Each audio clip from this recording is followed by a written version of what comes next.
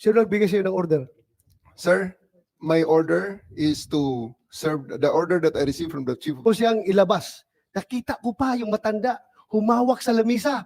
Ayaw siya magpadala sa'yo. Ayaw niyang sumakay sa aeroplano. Sino nag-order sa'yo na isakay siya sa aeroplano? Sino nag-order sa'yo? Can I defer the questions, sir? The answer to the questions to the SOJ, considering No, that no, I have a team you of are the PG one there. there. Wala si SOG doon. Ikaw ang nagkarga sa kanya sa aeroplano. Kaya tinatanong kita, who gave you the order? Still, sir, I take my orders from the Chief of the Philippine National Police. So, Chief PNP, you give the order to have former President Duterte board the plane?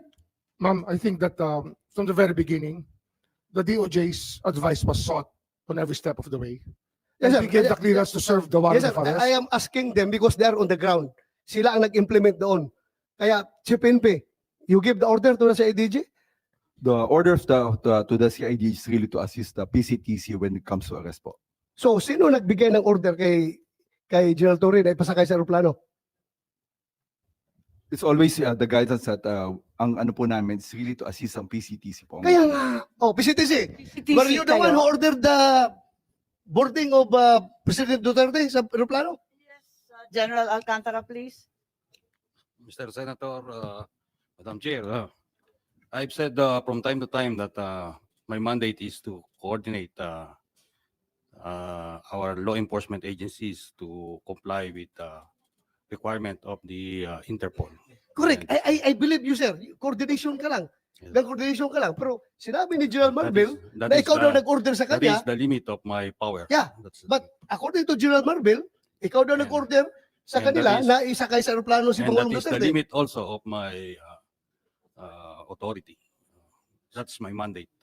To My have him. mandate is to coordinate, Coordinate. disseminate. So, for the record, hindi ka nagbigay ng order kay General Marvel na isakay siya sa aeroplano?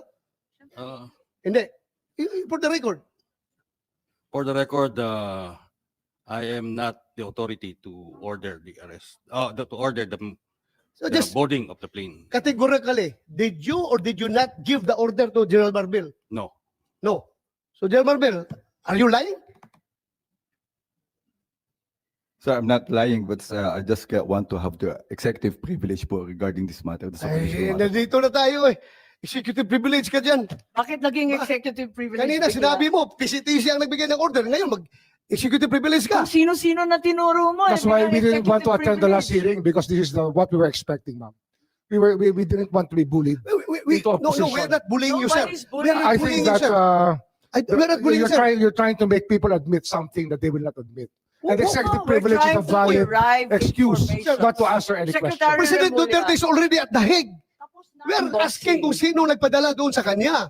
Sino Yun ang nag-order? tanong We're natin. trying to understand every step of As the I said way. earlier, everything was cleared with the DOJ. We are not bullying you, sir. Ha? We want the truth. That's why if we So, try to make a person admit something that should not be admitted, it means that there is something more to it, which is the clearance given by the DOJ was probably the most important part of it, to serve the warrant of arrest and to surrender the person under the law. I'm sorry, Secretary Remulla. I recall that General Torre, nagbigay siya ng interview na sinabi niya, bigyan lang ako ng eroplano. Ako nang bahala dyan. Tama po ba? Yung nabasa ko, na sinabi niyo, ako nang bahala, basta bigyan ako ng eroplano. Nabasa po namin sa media, fake news po ba yon o hindi? Kasi kailangan niyo po talaga siyang ilipad sa daigdig. General Torre, Please panoorin ninyo, nandyan. Arrest him, bring him to the Hague, yun lang. Pakita lang. So paano po General inilabas Torre. sa inyo ni PNP Chief Marbil na how did he say that to you? Na no matter what, we need to fly the former president to the Hague and we need to implement the ICC arrest warrant. Arrest him and bring him to the Hague. Yun na. Simple as that. Arrest him and bring him to the Hague. Sagot ko lang, sir, bigyan mo ko aeroplano. O di ayos. And then the rest, you planned everything. Matagal na yun eh. Ang plano na yan, matagal na yan. Mhm. Hindi yan spur of the moment eh. Matagal na yan. And nagkataon lang na talagang yun, the opportunity arose. So Secretary Remulla, nagpa-interview na si General Torre. We're not bullying him. He voluntarily gave this interview. And like many of our countrymen, napanood namin. Sinabi niya na siya talaga. Paano ba yun? Sino nag-utos sa kanya? Ano nga yan, ma'am? Sabi ko nga, clear namin lahat yan. Kasi they were asking me the Hindi na po legalities. Even ninyo if I was clear. abroad, even if I was abroad, my advice was being sought. And I gave them the advice. So, sir, you're the one giving the orders. Well, in some ways, because I gave them the legal basis for all the actions that happened. So, you're the one giving the orders. If I have to be the one, then if I am the one No, sir. that is referred to, I will admit it. Kasi, That I gave the clearances to number one, serve the warrant of arrest as I saw it, as I deemed fit, and number two, to fly him to The Hague to be surrendered under Section 17 of Republic Act 9851. iba And, kasi- and that is, I caused this through my brother, yes, who sir. is the Secretary of the Interior and Local Government. Sir, giving orders is different from giving clearance. Klaruhin natin ito. Well, Ang tinatanong ko is, sinong nag-utos? Because PNP is a uniform organization. Hindi yan gagalaw kung wala mag-uutos. Ang tinatanong namin ng committee, sino nag-uutos? Ikaw sabi mo, you're the one giving the clearance. Ngayon, ina-admit mo na parang sinasabi mo na kung gano'n na lang, di, ako na nagbibigay ng orders. So, nalalabuan ako doon. Kasi sabi mo, nagki-clearance, nagbibigay ka ng clearance sa kanila. Sa kanilang ginagawa. kasi Mr. ano yan Pugaway. it's a crisis management time. Kailangan maklear lahat. Dapat malinaw mag-isip yung mga taong Kung kasama sa nasabihan mo na usapan. ahead of time. Na-clear na lahat yan. Tinatanong nila sa akin kung ano nga. Ang sinabi ko talaga dyan, number one, you can serve the warrant. And number two, Hague. Surrender him to the Hague under the law. So- That is what the law provides. So ang ibig sabihin, nalaman na ninyo na may warrant bago pa umabot yung March 11, 3 a.m. na sinasabi. Hindi po. And may Nalaman ko, clearance na una-una, before March sasabihin ko sa inyo, 11. nalaman ko po na merong problema nung March 9, ako po yung nasa airport at sinasabi sa akin, mukhang may mga chismis na merong warrant. So balik tayo sa Pero chismis po yun. Kung alam ko kung totoo yun, hindi na po ako lumipad. I would have stayed here. Pero I had to fly because I had a commitment So nautusan with ninyo ng March the 9. UNODC. So nautusan ninyo ng March 9 si PNP Chief? Hindi ho, Martil? nung dumating po yung warrant, yung diffusion order, pinadala po sa akin yan. Siyempre, ang technology naman, nasa Vienna po ako, kahit iba yung oras. Nung nakita ko po yung diffusion order, sabi ko, that's valid. You can serve it. Tsaka may warrant na kasama kasi yun eh. May warrant po kasama na pinadala sa akin eh. Sabi ko, it's a valid warrant. Akala ko yung diffusion hindi warrant. Bakit Hindi ba, may bumalik na kasama naman ho tayo sa warrant unang yun. usapin? It had an accompanying warrant which was given to me. And that warrant which was the one that was served to the former president. Balikan muna natin ang CIDG. Kasi sinabi nga dito sa interview na pinanood natin na alam na ninyo na meron kayong papel sa pag-aaresto. Masasabi ba ninyo na well-planned itong arrest? Kasi it was planned weeks in advance. May nakita tayo dito na naabutan na ninyo, matagal ng plano yan. Pwede ba nating paliwanag itong statement po ninyo, anticipation? Kasi yan ang actually pagdating ko, may plano na. Anticipation ng warrant. Sabi ninyo pagdating nyo. So dumating kayo mga bandang September, meron na yan. Ma'am, maraming salamat talaga sa tanong na yan. For me to clarify that statement na natitwist na sa social media. That interview is made from the context of the chief of the CIDG. Isang part lamang ng PNP, maliit lang akong parte ng PNP, na may sariling mandato. Kaya tumatakbo sa akin, ma'am, yung crisis, palaging tumatakbo dyan bilang operations officer, bilang commander, yung 4 P's of contingency planning. Predict, prevent, prepare, perform. Palaging may plano. Dahil nagbabasa ako ng dyaryo, ito may possibility na lalabas ang mga to. So, naghahanda ako na pag inutusan ako ng Chief PNP, hindi ako magsimula sa zero. So, it's not about anything, about sinister or anything, but it's just part of my job to plan for it. So, ano ang mga dapat pag may lumabas may mga wanted person, ina-anticipate natin lalabas ang So warrant. hindi pa dumarating yung diffusion notice no March 11, may plano ka na. Hindi ko po dinideny yan, ma'am. Part ng aking trabaho ang mag-prepare ng contingencies Tama, para pag hindi naman nautusan kita ako, naka-ready binibintang. po yan, ma'am. meron kang interview, sinabi nga na January 2025, nagkumpuni ka na ng secret 80-page plan na ang tawag Operation Pursuit ng New York Times. Ang pagkaintindi natin, Oplan Tugis. Tama ba yun? Wala po ako sinabing ganyan, ma'am. Kung sino man ang source niyan, I'm not very sure about it. Lumabas sa lahat ng media, sa GMA, pati New York Times sinabi. Pwede po nating makita, ma'am, kung if Hindi ko possible. alam. Yan lang ang nabasa ko, katulad ng marami. Operation Pursuit, tapos translate Oplan Tugis. Okay, may pangalan ho ba ako na Napakakabal naging source, ma'am, kung pwede ko makita? Kasi until this point, gusto ko rin po, ma'am, maraming salamat sa pag-clarify nito.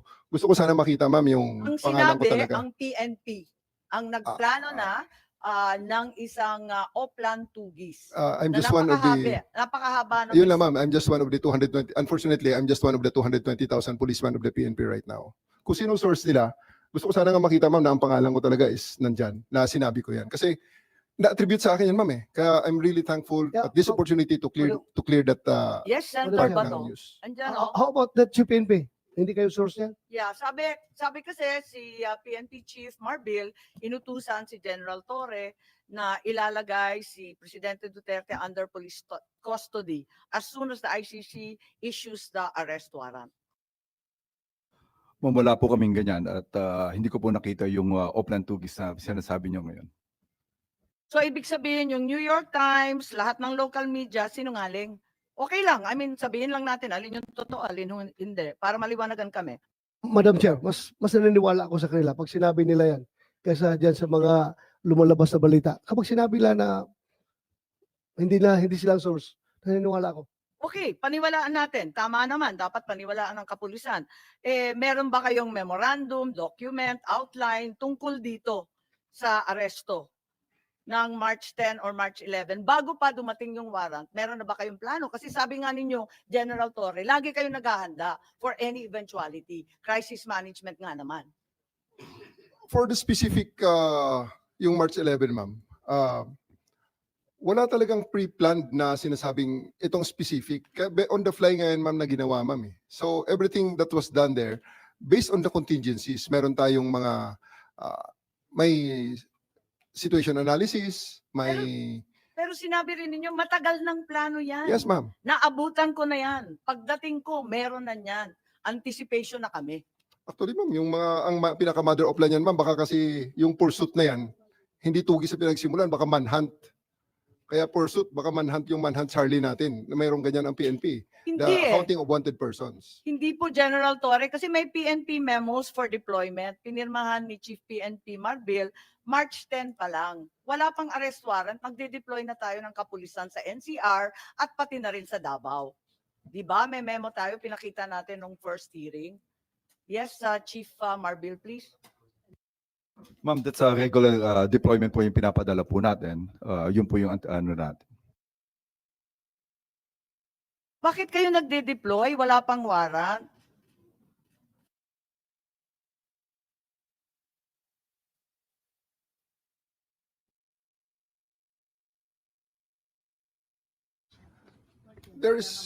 Ma'am, that's already part of the contingencies. Kasi hindi naman natin madi-deny na napaka-high profile ni PRRD. Ito na nga, may preparation na may probability na lalabas itong order na to.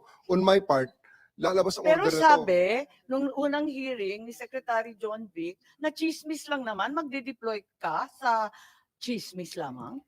There's really no harm in erring on the side of caution, ma'am. Palaging ganyan. Prevent after the prediction.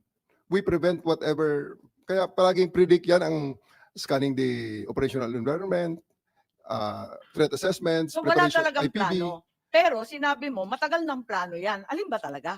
The contingencies are there, ma'am.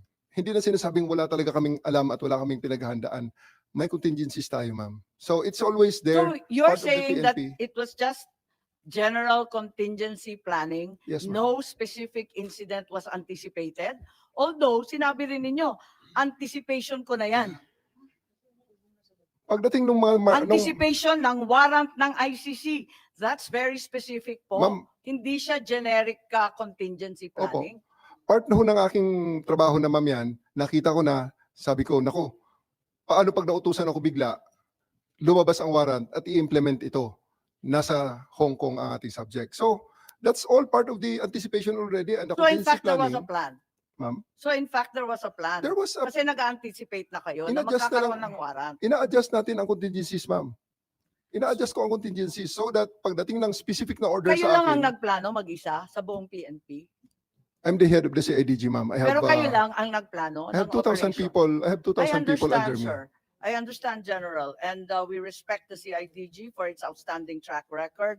Kaya lang, tinatanong ko lang, kasi sinabi ninyo na iba-ibang grupo ang nagkumpune ng task force o kung ano man ang tawag doon, na iba-ibang bahagi ng PNP, hindi lang naman CIDG kasi ayaw ninyong tawagin na CIDG operation. Sino-sino pa ang kasama sa planning dito sa anticipation ng ICC warrant? Thank you very much for the praises to the CIDG, ma'am, first and foremost. Ako rin, ma'am, ang naglabas ng mga request na ito po ang mga components na kailangan, ang mga makakailangan ko at Sino-sino po? ma-engage just in case na ito ay it will come down. So if you have seen, meron doon mga Special Action Force, kasi nga, ni-request ko ang mga yon. I requested them through the Chief PNP. Sir, I need the Special Action Force. I also need the NCRPO to stand by on alert na ang kanilang mga civil disturbance management ay mag-ready rin just in case na magkaroon ng mga rally, magkaroon ng mga mass movements, ready rin kami So kahit papano, hindi totoo na walang plano kasi may anticipation ka na eh. At At saka definitely, ma'am. nananawagan ka na sa Definitely. iba't ibang tropa. Definitely, we are denying that plan from the context of being sinister and really plotting against the former president.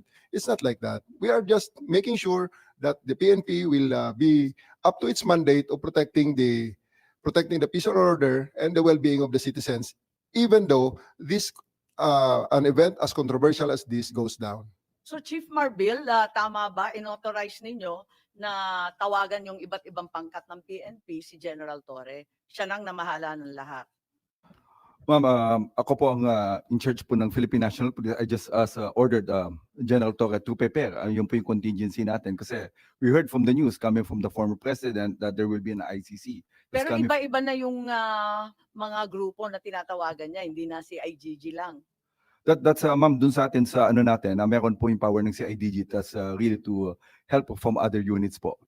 Okay naman po sa Philippine National Police po yan. Okay, eto naman tayo sa mga nangyari doon sa Villamor na, no, sa 250th. Ano na ang nangyari doon? Gusto lang natin malaman at itatanong kung ano nangyari dahil nandito na tayo, no? Umabot na tayo sa Villamor. Was there a time na may binantaan ka o tinakot o pinagsabihan kung sino man doon? At the end of the day, ma'am, everything that happened in the 250th wing is for the purpose of bringing the former president to the plane peacefully. So, nandun yung continuum on the application of forces. So, nandun yung pakiusap muna na ginawa namin simula pa ng siya ay ma-take into custody up to nang isasakay na siya. So, continuum forces, pakiusap and everything. And kailangan there's always a time to tell them that, Parang hindi na pakiusap ang nangyari. yes ma'am, Kasi inaresto na ninyo si Attorney Medialdeo, sabi ninyo, obstruction of justice, tama? force continuum, ma'am. At Na hindi sinabi na nila ninyo sa doon pakiusap. sa last hearing natin, under oath, sinabi naman ninyo na talagang hinangkap ninyo at binasahan na ninyo ng Miranda, Because tama? on the force continuum, ma'am, pataas ang application of force. Pinakiusap ko, 10 oras na nakikiusap, hindi masunod, and alas 12 na, mag-alas 10 na, lilipad ng aeroplano, Pero teka, in-elevate ko ng konti. So I became nandidiin ka forceful na. at that time. Okay. Pero ang tanong, bakit inaresto? May paghadlang ba sa proseso ng batas? May tunay ba na obstruction of justice? May panahon ba na pinigilan ni E.S. Medialdea kung sino man testigo na magsalita? Binago ba niya? Sinira ba niya yung mga dokumento? Tinago ba niya ang makakatakas na suspect? Lahat ng obstruction of justice, may pekeng pangalan ba na binigay? Na pinagtatanggal niya na paglitis ng isang krimen, lahat ba yun? Talagang obstruction of justice. Alin bahagi dyan ng obstruction? Ang specific po ng ginawa ni E.S. Medialdea para siya ay aking arestuhin sa obstruction of justice, he prevented me from taking physical custody of President Duterte so that he can be boarded on the bus that will bring him on the plane. Yun na, ma'am. Kaya part yun, I read him his right. He Kaya pataas na pataas, ma'am, ang level ng... So talaga, Nick, How did he prevent you? Kasi ang nakita ko naman, naglagay lang naman siya ng upuan dun para upuan ng dating Pangulo. He is placing himself between me and the former president, ma'am. Umarang siya. Kaya ba niyang harangan yon? Daan-daan pulis ang kasama mo? Ako, ma'am, personal na hinarang niya, which is kailangan ko siyang alisin so that I can actually order my men to take custody of the former president and bring him to The Hague. Ang dami-dami po ninyo. May kakayahan ba o kapangyarihan si E.S. Medialdea na hadlangan ka at yung libo-libong kapulisan na dalhin si PRRD sa Hague? Yes, ma'am. Kasi nung nandun siya, hindi namin nagawa. Pero inaresto ko siya, nagawa namin, ma'am. Tama ba yon? Klaro ba kayo na ang ginawa lang, ang sinabi nyo sa last hearing, ang sabi ninyo, he was blocking my way, preventing us. He placed another chair at the side of the president for the former president to sit. Yun lang, naglagay lang ng upuan. Obstruction of justice na ba yan?